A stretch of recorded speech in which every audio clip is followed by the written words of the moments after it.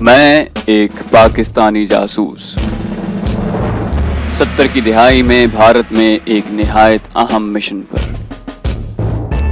पूरी कहानी सुनने के लिए डिस्क्रिप्शन में मौजूद लिंक को क्लिक कीजिए और चैनल को सब्सक्राइब करना मत भूलिए। सुर्ख बटन को दबाइए या बेल आइकन को क्लिक कीजिए ताकि आपको हमारी तमाम वीडियोस बिला ताखिर मिलती रहें। और कमेंट करके हमें बताइए कि आपको हमारी वीडियोस कैसी लग रही हैं। तो आइए कहानी की तरफ वापस चलते हैं।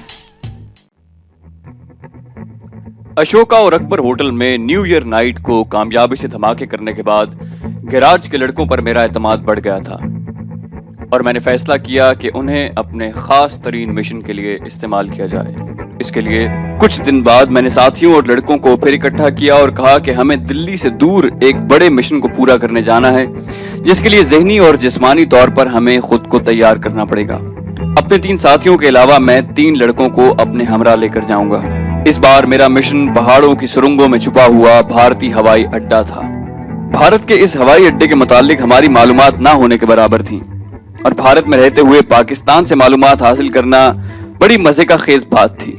हमें सिर्फ ये मालूम था कि यह हवाई अड्डा पहाड़ी इलाके में बनाया गया है और इसके नजदीक तरीन शहर गोरखपुर है। मजीद मालूमात का हुसूल सिर्फ गोरखपुर से ही मुमकिन था। दिल्ली में धमाकों से जो सरासीमगी फैल गई थी वो आहिस्ता आहिस्ता कम हो रही थी, लेकिन भारतीय सिविलियन और फौजी एजेंसियां पूरे तौर पर हरकत में आ चुकी थी और हर तरफ उनके कारकुन धमाका करने वालों की तलाश कर रहे थे। यशवंत से मामूल की डाक के अलावा हमने अपनी तमाम सरगर्मियां मुअत्तल कर दी।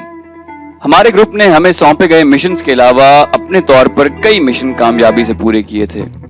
हमने ताज़ा तरीन मालूमात के हुसूल के लिए यशवंत को पुल बना लिया था। शिम्मी की फरमाइशें पूरी करने के लिए वो हफ्ते में 2 बार बाकायदगी से हमें डाक दे रहा था। जांबाज निडर लड़कों का ग्रुप हमने तैयार कर लिया था जो इंतहाई खतरनाक काम करने को हर वक्त तैयार रहते थे। हमारे सीनियर्स हमारी कारकर्दगी से बहुत खुश थे। ऐसे हालात में जब तक हमें पाकिस्तान से किसी नए मिशन की हिदायत ना मिले, हमारा इनएक्टिव रहना ही बेहतर था। मैं चाहता था कि जब तक गोरखपुर के मिशन में कामयाबी का 50-50 यकीन ना हो जाए, अपने सीनियर्स को कुछ ना बताया जाए, क्योंकि अब तक की मुसलसल कामयाबियों में हम नाकामी का दाग नहीं लगाना चाहते थे। हमारी 10 यौम की छुट्टी तो पहले ही मंजूर हो चुकी थी।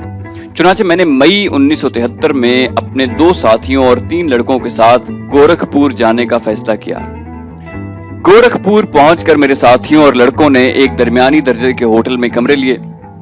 मैंने साथियों को हिदायत दी कि लड़कों को अपनी निगाह में रखें और कोई ऐसी बात ना होने पाए जिससे हमारी आमद मशकूक हो जाए, क्योंकि गोरखपुर दिल्ली की निस्बतन बहुत छोटा शहर है और मशकूक हरकत बहुत जल्द नजर में आ सकती हैं। अगले रोज मैं साथियों के होटल में गया और एक साथी एक लड़के की 2 टोलियां बनाई और एक लड़के को अपने हमरा लेकर शहर के सर्वे के लिए निकल खड़ा हुआ। मैंने साथियों को कहा कि अगर जरूरत पेश आए तो लड़के को बोलने दें और खुद खामोश रहें। लड़कों का लबो लहजा दिल्ली वालों का था और मेरे साथ पंजाबी लहजे में उर्दू बोलते थे। दिल्ली में तो सब चल जाता था, लेकिन यहाँ सूरत मुख्तलिफ थी। गोरखपुर उत्तर प्रदेश में हिमालय के दामन में पहाड़ों के सिलसिले में वाक़ है। ये शहर नेपाल की सरहद के करीब है और रेलवे जंक्शन के अलावा यहाँ भारतीय छावनी भी है। हम शहर में सारा दिन घूमे। दरमियाने दर्जे का शहर था। हमें शहर में एयरफोर्स की वर्दी पहने कोई बंदा दिखाई न दिया। दूसरे रोज भी सारा दिन शहर में मारे मारे फिरने के बावजूद हमें कोई ऐसा सुराग न मिला जिससे हवाई अड्डे की मौजूदगी की तस्दीक हो सके। किसी अनजान से हवाई अड्डे के मुतालिक पूछना इंतहाई खतरनाक हो सकता था।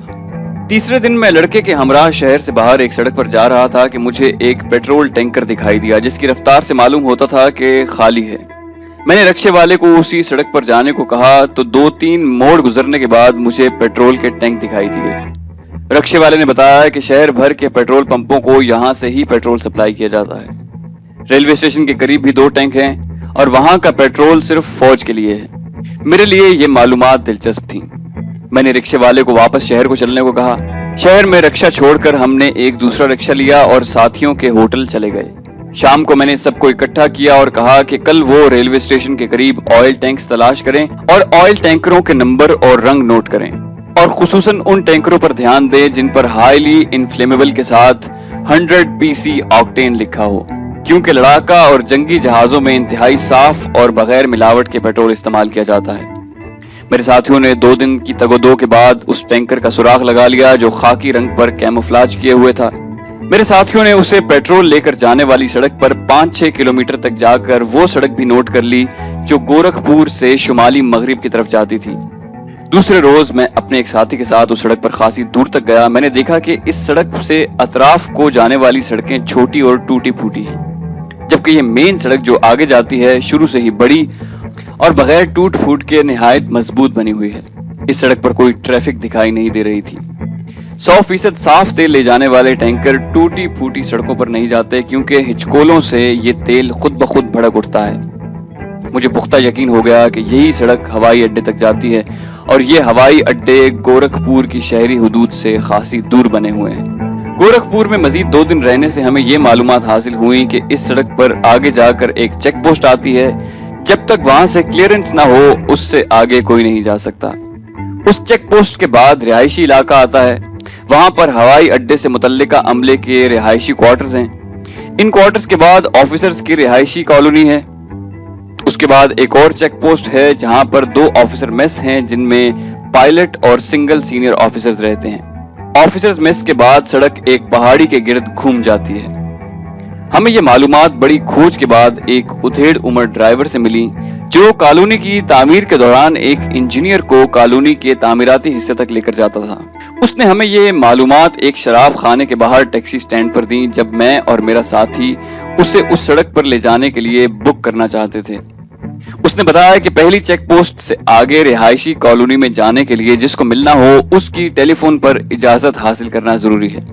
اس ڈرائیور نے کہا کہ بابو جی آپ کو جن صاحب کو ملنا ہے ان کو ٹیلی فون کر کے کہہ دیں کہ وہ آپ کا نام، میرا نام اور ٹیکسی کا نمبر پوسٹ پر لکھوا دیں، تب ہی میں آپ کو وہاں سے آگے لے کر جا سکتا ہوں۔ ڈرائیور کی باتیں سن کر ہم مایوس ہو گئے۔ ظاہراً ایسی کوئی صورت نظر نہیں آتی تھی کہ ہم کالونی یا آفیسرز میس تک پہنچ سکیں۔ اس کے آگے جانے کا تو سوال ہی پیدا نہیں ہوتا تھا۔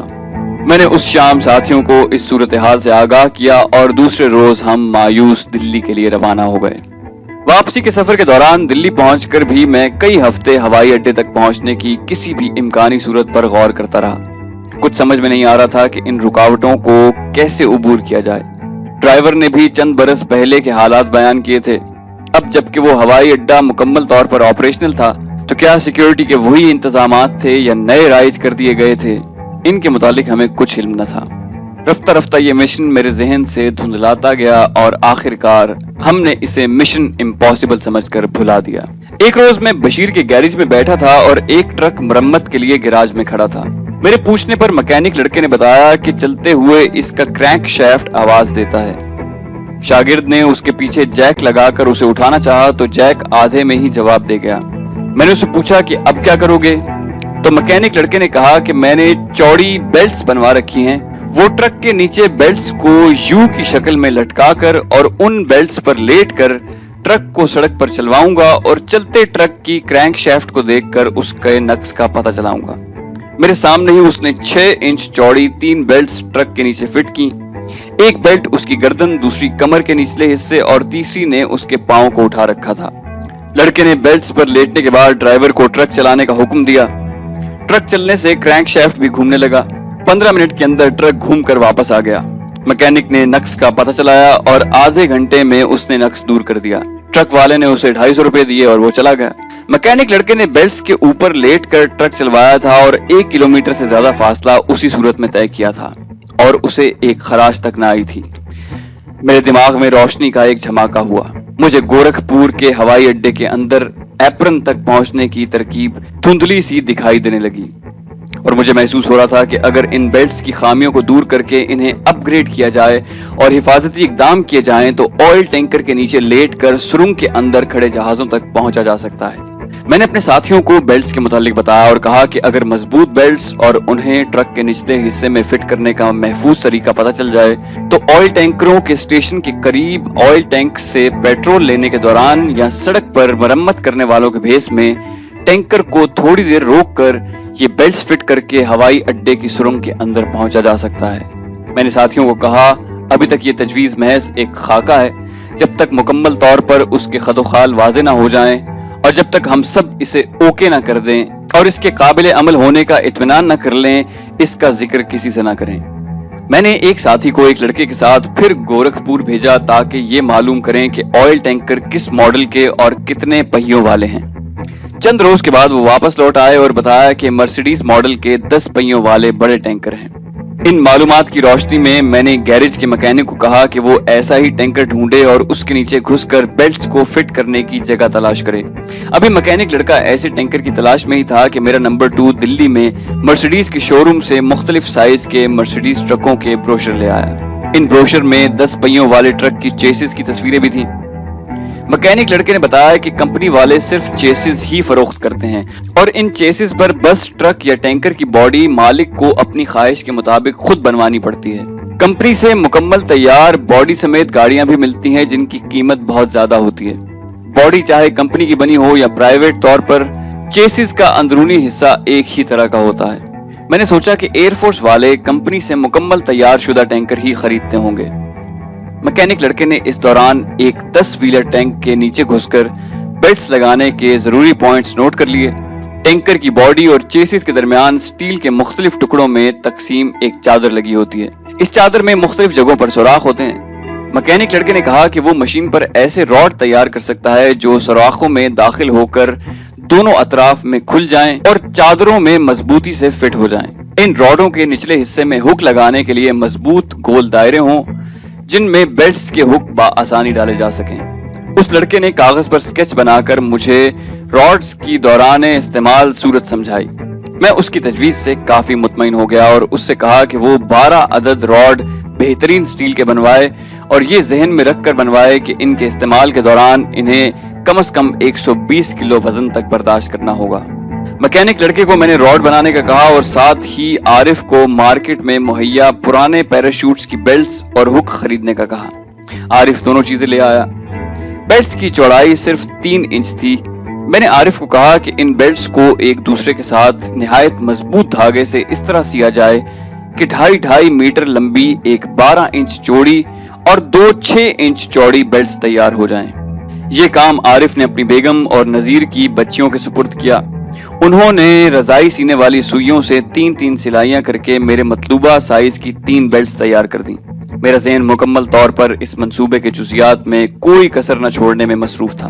ان بیلٹس پر لیٹ کر لمبے سفر کے دوران جھٹکوں سے گر پڑنے کا امکان تھا، لہٰذا میں نے 1 فٹ چوڑی بیلٹ کے اوپر مسافر جہازوں کی سیفٹی بیلٹ کی طرز کی چھوٹی بڑی ہونے والی بیلٹ لگوانے کا فیصلہ کیا۔ عارف نے کباڑیوں سے یہ بیلٹ بھی خرید لی اور لڑکیوں نے نہایت خوش اسلوبی سے اس بیلٹ کو بڑی سی بیلٹ بنا دیا۔ مکینک لڑکے نے اس دوران چند راڈ تیار کیے جو سوراخ میں ڈالنے کے بعد راڈ کے نچلے حصے میں بنے ایک اوپر نیچے حرکت کرنے والے بٹن کو اوپر کرنے سے 2 حصوں میں تقسیم ہو کر سٹیل کی چادر سے چپک جاتے تھے اور بٹن کو نیچے کرنے سے اپنی پہلے والی پوزیشن میں آ جاتے تھے۔ ان راڈوں پر سیفٹی لاک بھی لگائے ہوئے تھے تاکہ جھٹکوں سے راڈ خود بخود بند ہو کر نیچے نہ گر جائیں۔ اب ہمیں پھر 10 ویلر ٹرک کی تلاش تھی جس کی نچلی پلیٹ کے سوراخوں کا فاصلہ دیکھ کر بیلٹس کو ایسے کاٹا جانا تھا تاکہ تینوں بیلٹس لیٹنے والے کو ایک سیدھ میں سنبھال سکیں۔ چند روز میں مکینک لڑکے نے ہماری یہ مشکل بھی حل کر دی اور ٹینکر کی پلیٹ کا سکیچ بنا کر ان سوراخوں پر نشان لگا دیے جن میں راڈ داخل کرنے تھے اور پلیٹس کو مطلوبہ سائز کے مطابق کاٹ دیا۔ میں نے عارف کے ذریعے کٹے ہوئے سائز کے مطابق بیلٹس کا ایک اور سیٹ بنوایا۔ اس دوران مکینک لڑکے نے 12 عدد راڈ تیار کر کے میرے حوالے کر دیے۔ میں نے مکینک لڑکے کو کہا کہ اگر ممکن ہو تو ہمیں ان راڈز اور بیلٹس کی عملی ٹرائی بھی لینی ہے۔ چند روز میں لڑکے نے عارف کو پیغام بھیجا کہ گیریج میں ویسا ہی ٹینکر آ گیا ہے اور آپ رات کو ٹرائی کر لیں۔ میں شام گہری ہونے کے بعد اپنے نمبر 2 کے ساتھ گیراج میں پہنچا۔ مکینک لڑکا اور میرا نمبر 2 دونوں ٹینکر کے نیچے گھس گئے۔ میری نظر گھڑی پر تھی۔ ابھی 2 منٹ بھی پورے نہ ہوئے تھے کہ مکینک لڑکا باہر آ گیا اور مجھے ٹینکر میں ساتھ بیٹھنے کا کہہ کر خود سٹیئرنگ سنبھال لیا۔ ٹینکر کو گیراج سے نکال کر سڑک پر لے آیا اور ٹینکر کی رفتار 70 کلومیٹر فی گھنٹہ تک بڑھا کر جانے آنے کا کل 10 کلومیٹر کا فاصلہ طے کر کے واپس گیراج میں آ گیا۔ ٹینکر کے کھڑے ہونے کے بعد 1 منٹ میں میرا نمبر 2 ٹینکر کے نیچے سے نکل آیا اور کہا کہ نہایت محفوظ طریقہ ہے اور سیفٹی بیلٹس نے تو گرنے کا امکان بالکل ہی ختم کر دیا ہے۔ ہم خوشی خوشی اپنے ساتھیوں کے گھر پہنچے اور اب تک اس مشن کی کامیابیوں کا اپنے ساتھیوں اور عارف اور نذیر کو بتایا۔ عارف اور نذیر کے جانے کے بعد میرے نمبر 2 نے میرے گھٹنے پکڑ لیے اور کہا، सर, आज तक मैंने आपके हर हुक्म की बिला चू चरा तामील की है, लेकिन अब अगर आपने मुझे इस मिशन पर जाने से रोका तो मैं पाकिस्तान वापस जाने को तरजीह दूंगा। मैं बिजली का टेक्नीशियन भी हूँ और ट्रांसमीटर तक ठीक कर लेता हूँ। बम की टाइमिंग सेट करने और उसे बैंडेज टेप से ट्रक के नीचे फिट करना आपसे बेहतर जानता हूँ। मैंने यहाँ क़याम के दौरान एक साथी को ट्रांसमीटर चलाने और कोड को डीकोड करने वगैरह की तमाम तरकीब सिखा दी है। मेरी गैर मौजूदगी में ये सब वो काम बखूबी अंजाम दे सकता है। अगर मैं मिशन में शहीद हो गया तो मैं आपको यकीन दिलाता हूँ कि मेरी शहादत मिशन को मुकम्मल करने के बाद ही होगी। मैं सफर के दौरान ही बम को ट्रक से चिस्पा कर दूंगा और सुरंग में पहुंचने के बाद ही मुख्तसर वक्फे का टाइम सेट कर दूंगा ताकि बम यकीनी तौर पर सुरंग में ही फटे। इस मिशन के लिए मैं मौजूद तरीन शख्स हूँ। मुझे ना भेजकर आप मुझसे नाइंसाफी करेंगे और अल्लाह के सामने मैं आपका दामन पकड़ूंगा।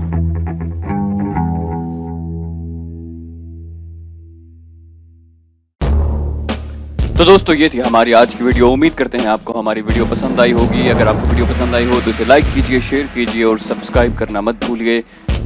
सब्सक्राइब करने के लिए सुर्ख बटन को दबाइए या बेल आइकन को क्लिक कीजिए और कमेंट करके हमें बताइए कि आपको हमारी वीडियोस कैसी लग रही हैं। हम मजीद वीडियो लेकर आपके लिए जल्दी हाजिर होंगे। अपना बेहद ख्याल रखिएगा। अल्लाह हाफिज।